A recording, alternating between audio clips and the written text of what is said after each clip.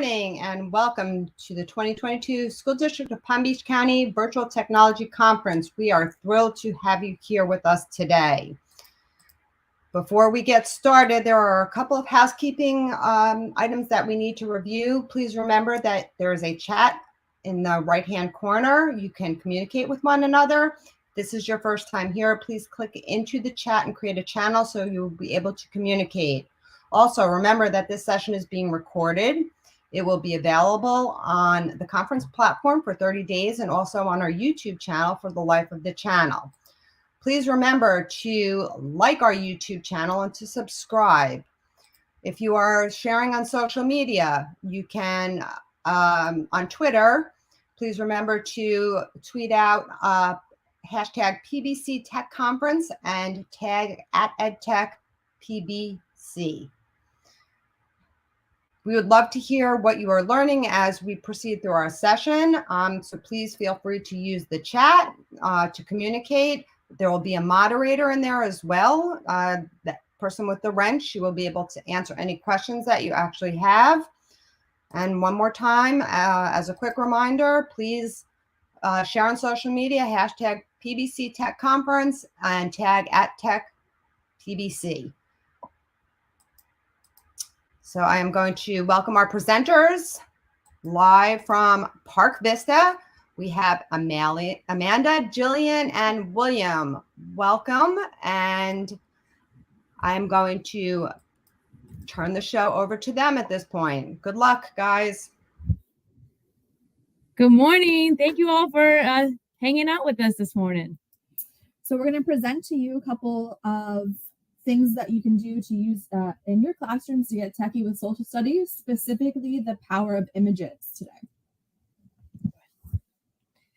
So one of the things that we use a lot in our classroom is Google Doc, but we use it in a way that it's a living Google Doc. So what that means is that it is constantly changing, and we do this through hyperlinks. So we are able to load up our material onto one document, and the kids have access to that document. And if they miss class, they can go ahead and click on it, and they know exactly what the lecture is. If you would, please. So for econ, this is what it would look like for the day. So whatever our activity is for the day, and then our lecture notes, and then any other information that they may have missed in class for the day. So if they click on the hyperlink, they can access the lecture and the activities. So if a student ever misses the day, they know what they missed, or maybe they weren't quite paying attention in class, they still have access to all this material. The other thing we do is, so this is just one version. This is for econ honors. For another class that we teach is AP Government. And in AP Government, we have another living course content, but this time we front load all the unit information. Okay. Yep, so here we have all of the educational standards that you would need, and those are on a slide deck. We also have a study guide that's available to the students at all times. Again, this is an advanced placement class, so it's really, really content heavy. But you can see that we have videos that the students can review for any course content that they may be struggling with.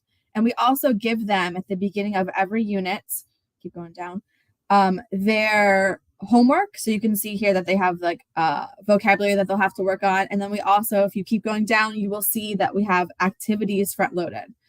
They also have on this, you can do a hyperlink to, say, a Quizlet.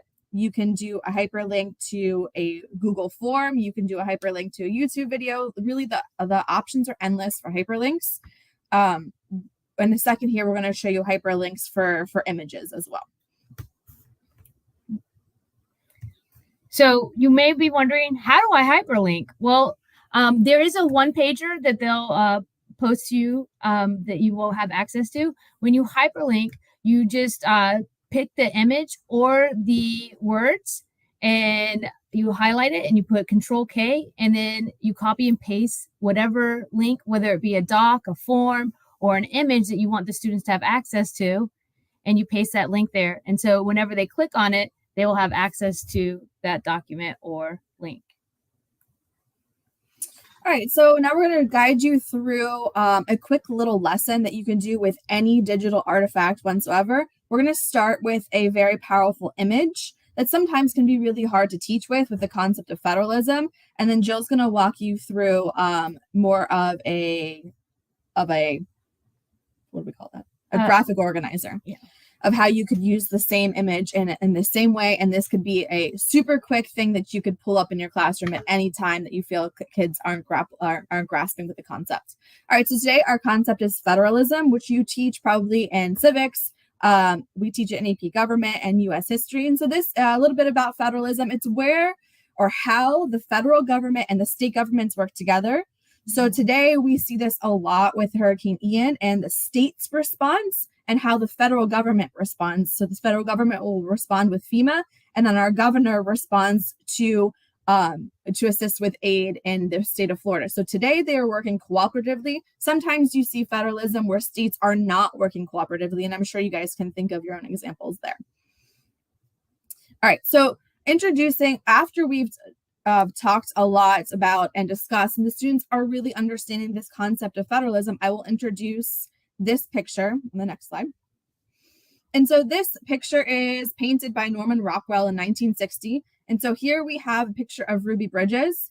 And this picture is really a painting of federalism in relationship to the Brown versus Board of Education Supreme Court case. So in 1954, Brown versus Board came down and they said that all American schools had to integrate and no longer could be segregated based on race. And so the states did not really, many of the southern states did not really follow that directive from our federal government. So again, an action of federalism that was not communicated and not done well. And so here you have a painting that is pretty powerful. You have Ruby Bridges in 1960. She's being escorted to her new school by the U.S. Marshal. And so you can see those gentlemen there. And you can also see the tomatoes in the background being thrown. And as the city of New Orleans, they did not want this to happen. And so you can really teach the history of what was happening here too. And so again, this is a great example of federalism because we have the states not wanting Ruby and other children to attend schools, but then you have the federal government mandating this action to happen. Little facts about Ruby is she spent her year in 1960 alone in her kindergarten classroom with just her and her teacher. And so we would use this to integrate that picture and have the students respond on their own. And so they can simply describe the artifacts, and that could be just directly from what we just discussed in class. And then taking a little step farther, they're going to list 2 items that they identify in that painting from federalism. And then finally, they're going to explain how that artifact relates to Brown versus Board of Education. So this is really circling for us in AP government. This is a full unit of concepts. So it's really fully that we know that the students are understanding all of federalism and how it interacts. This is a super quick way that you can throw this on the board and have students do this. You can also use this with Pear Deck, another little fun tool, and you can see students live updating what they are producing in class as well. You can also have this assignment put on a Google slide, just like it is presented here, and upload it to your Google Classroom as an assignment. So there's many ways that you can use this. So digitally, having the information in front of them and having access to those links and being able to modify the responses on Google Classroom really takes it to another level.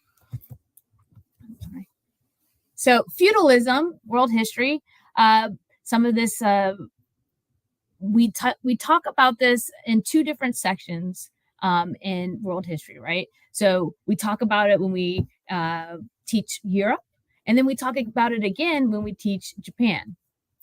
So when both times I use an interactive notebook when I teach these 2 topics, and I use a graphic organizer as far as more of a diagram to show how these relate.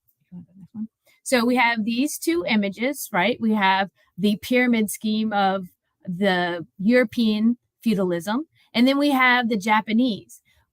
When I teach this, we've already learned about the European. Now we are comparing that to Japanese. And this is a way for the children to take knowledge that they already know and then relate it to a newer topic. So when we do this, go ahead to the next slide, please. We use the same type of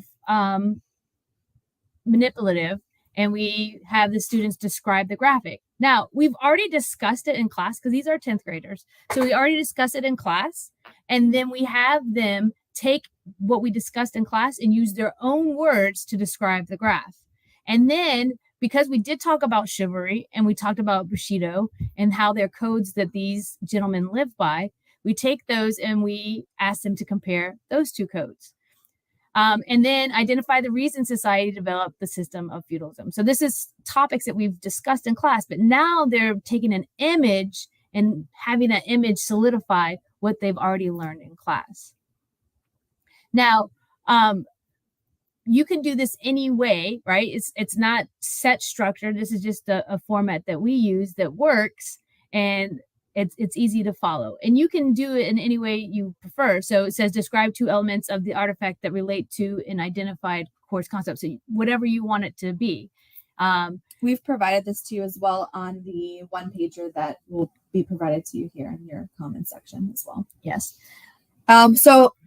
Occasionally we'll ask students to find their own pictures in relationship to the course content that we're talking about. So we're going to show you a quick way of how students can, number one, find images, find how they're copyrighted as well. So they're not just doing an image search on Google and who knows what they'll find. So we have a quick little tool that are already provided to you and the students in their tiles. So that is Gale. So if you search your tiles today, you'll find Gale Research. And at the top, there's a search bar. And you just literally type in whatever you're looking for. So we typed in Brown versus Board of Education, and you'll find scholar articles, you'll find books, and you'll also find the links of where in Palm Beach County where those books are located if students need a hard copy. You'll also find an image tab. And so for this, you'll just click on the image tab. I believe there was probably like 18 images that the students could use for this activity.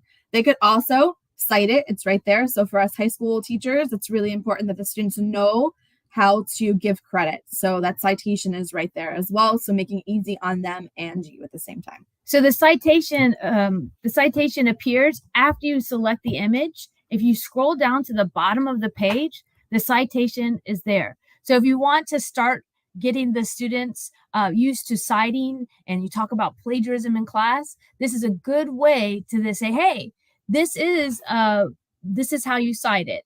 Sometimes when they go and they find something on a Google search, they don't know how to cite it, but this is already cited for them and it gets them used to it. You can talk about the formatting of the citing, how MLA or APA style, what works best for your class or how to adapt it to your class. So it's very user-friendly in the fact that the students don't have to figure out how to cite it. It's already there for them.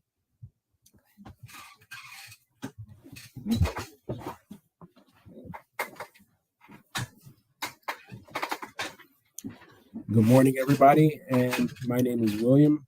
And to more or less build on what Jillian and Amanda have discussed, one of the ways to incorporate images into many of the aspects of your classroom and to eliminate posters, because posters become very annoying for students to carry and for you to store in your classroom, especially if you're a floating teacher. You can use what you guys see here on the screen as Google Sites. And I use this for a variety of projects.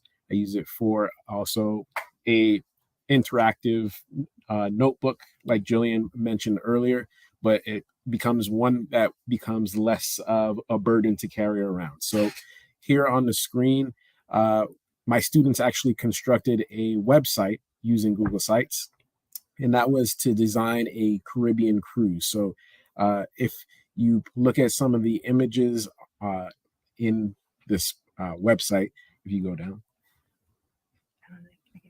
Is it cool? Oh.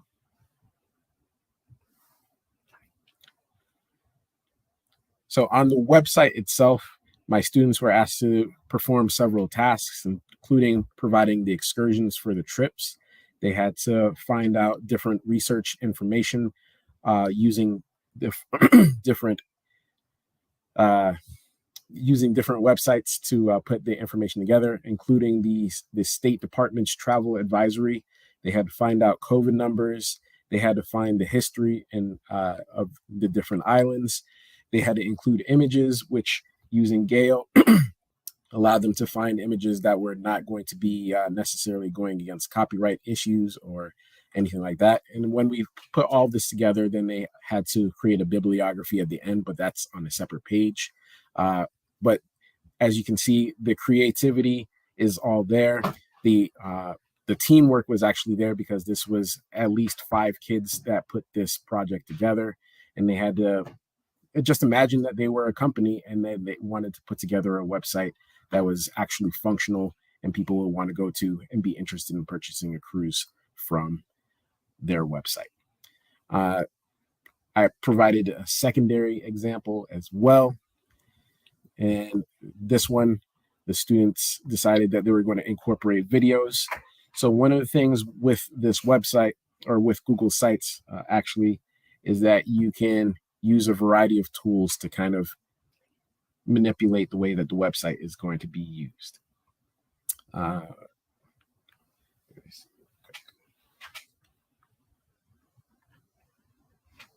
Apologize.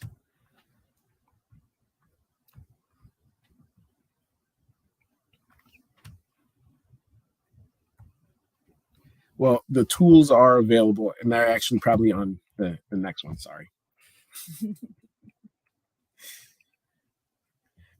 And like I said earlier, you can use this to kind of minimize the amount of items that your students have to carry around. And it also provides an archive for the items that the students put together, because all of the information, as most of you know, is going to be saved to a Google Drive. And if at any point somebody forgets something or somebody leaves something at home, then that's easy to find on the Google Drive, either from your computer or from one of their teammates' computers as well. And here will be an example of an e-binder. So this would be an interactive notebook that is actually going to be as if it was on paper, a living document. And if you notice in the bottom right-hand corner, there is that edit tool.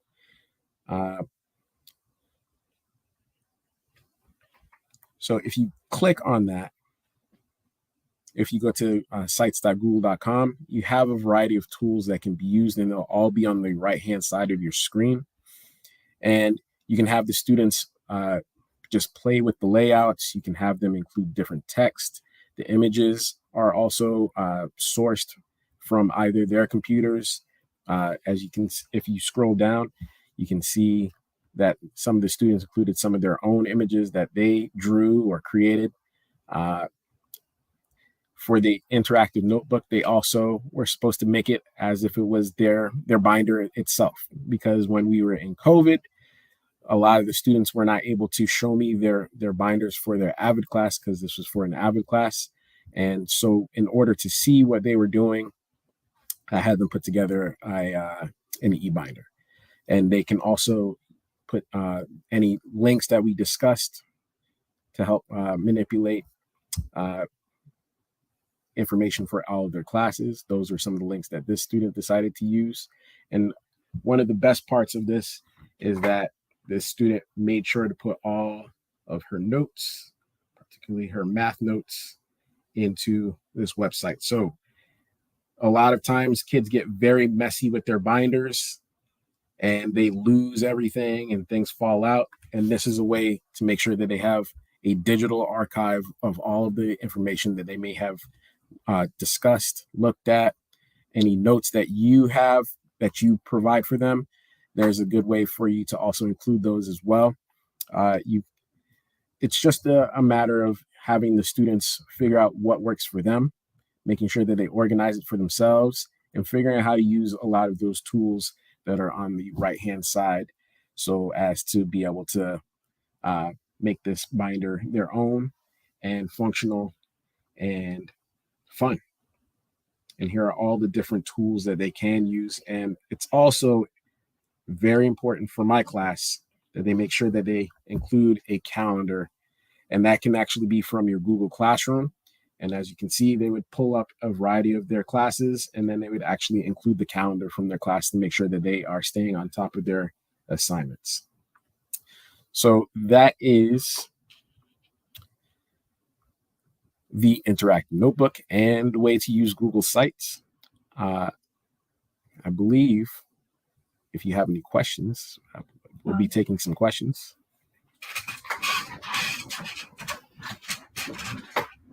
Thank you, Amanda, Jillian, and Will, for a wonderful presentation. As a former social studies teacher, I appreciate the fact that you are integrating technology into the curriculum. I've been out of the classroom for several years. We, back in the day, didn't have all of these tech tools, and it is a wonderful addition to be able to have the students collaborate electronically, digitally. They can work from home and still join each other together. Mm-hmm. So advances in technology are continuing, and it's making the student experience so much more interactive and so much more accessible to students that may be afraid to speak out. They can share their thoughts and ideas digitally and express themselves in different ways, which is wonderful. Is there anything else that you have to share? Anybody have any questions? Anything in the chat? I see that somebody said. Yeah, there's a question that says, I did not know Sites was available to our students. Will, Amanda, Jillian, you want to speak to that? Yes, it is available. Students can access that from the 9 dots that are on either on their email or from Google Classroom, and they can just, the waffle, and they can actually scroll down. It's not listed in the main ones, but if you scroll down some more, then you can actually access Google Sites. And they can also just type in sites.google.com and they can get to it that way.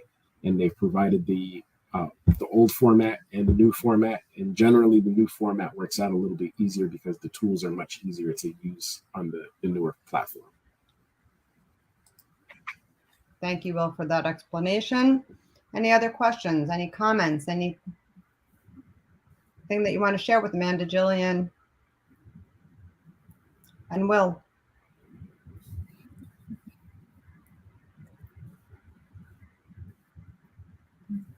Any other pieces of advice that you can share with our audience? For me, the website that I had my students create, it does take some time for the teachers themselves to figure out some of the tools. So it's a learning process. But once you and the students get a grasp of how to use those tools, then it becomes very fun. And I also had the students go onto a Google form and actually rate the other students' presentations or their websites and actually tell me whose trip they would actually purchase.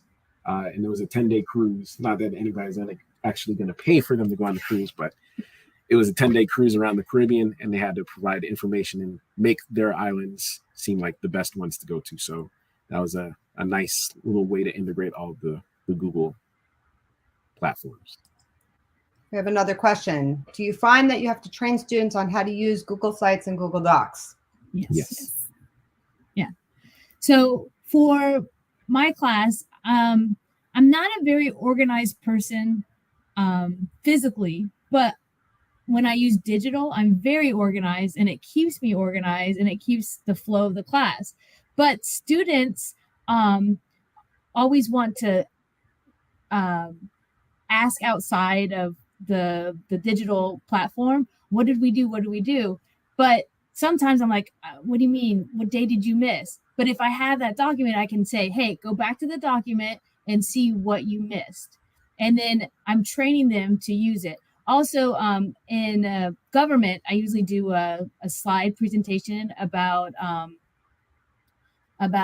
political parties, and they have to make their own political party. And a lot of the times they don't understand how some of the functions work. And I show them quick tips, and they were like, oh, I didn't know you could do that. And so it's a learning process all around, not only for social science or government, but also for the tools that they can use later on in either their career or college. And if we're being perfectly frank, many times our students are simply using the internet just to look for silly videos, upload pictures of themselves. So if they can figure out how to actually incorporate some of those skills that they already have and then add it to the curriculum that we're trying to teach them, then those skills do translate to many, many other areas and can actually be used for post high school, post college, any type of projects that they might be putting together. Just one piece of advice as well is don't be afraid to use all of these new tools. See if it works in your classroom. Even if you're not 100% on how to use it, sometimes the students go, hey, my teacher's used this before. I'll help you. Don't be afraid to fail just because it's new. So definitely try out all the new things. Yeah. And set some minimal criteria for yourself so that way you know what you are looking for. I know when I first used the Google site to do the cruise, there are a lot of errors, and we kind of worked through those each year with my different set of students. And now, as of that website, those two websites that you saw, and even the eBinder, those are probably some of the most breathtaking artifacts that I could find. Wonderful ideas. I like that you encourage your students to grow and to try new things. It's a learning curve for everybody, but if you don't try, you'll never know, especially for us.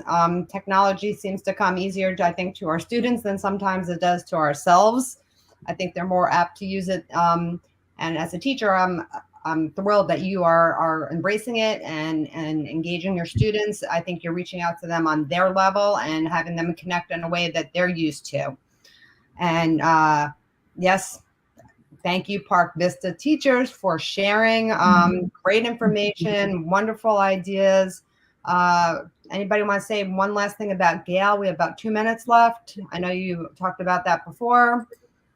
Yeah. So a lot of the time students will just go onto Google search and pick an image, but it is copyrighted, and we need to ensure that they know that plagiarism is real. And if you go to college and you plagiarize, you could get in a lot of trouble. So we instill those values of like, hey, you need to give credit where credit is due, and this is an easy way to do it. It will help out in the long run. And it just gets them into the habit. Oh, I didn't cite that. So like if they do go on to college, they're like, okay, I need to cite this. And even if they don't know how, we give them the tools to figure out either through apps or even the Purdue OWL MLA APA style website. It'll help them say, okay, this is the document that I'm using. How do I cite it? And it will go step by step. So we give them the tools so that they will be successful later on, not just in our class, but also later on. And that is one of the biggest things, that they just copy and paste all images, all words, but they don't give it credit. And there are penalties for that later on in life. So to teach them now is going to be most helpful later on. Thank you for doing so. I did that as well in my class. I have 3 students or 3 children of my own. Huge that they learn how to cite properly, because it's one thing when you do that in middle school or high school. When you get to college and you plagiarize, the implications are a lot worse. So Yes. Thank you for sharing that with our students and encouraging them to, cite correctly. Gail is a wonderful resource along with Google Sites. Students have access to most of the G Suite products that the teachers have. So we do encourage that you share with your students and you embrace the idea of technology and you pass that on. So a big shout out to our friends at Park Vista High School. Thank you for joining us today. Thank you for your wonderful ideas and the tech tips. Any last questions? Any last information that you want to share before we all say goodbye? Amanda, Jillian, Will, again, thank you for joining us. Thank you for the wonderful presentation. We appreciate having you. And I am going to let you say farewell to everybody. Okay. Bye. Thank you.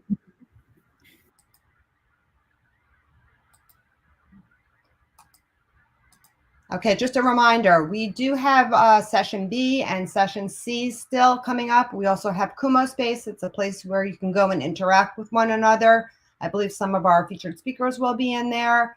And at the very end of the day, we do have a student voice panel. So we want you to continue to stay with us and enjoy our day as we move forward.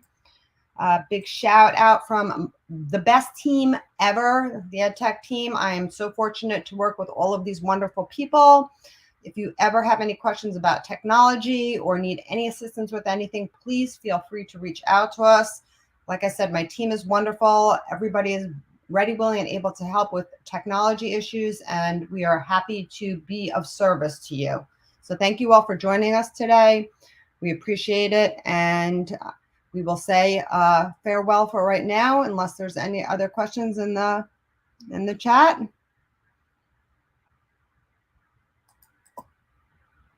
Any last minute questions? Okay, again, thank you to Park Vista for their presentation. Thank you for giving us information on social studies and how to incorporate technology. We appreciate you.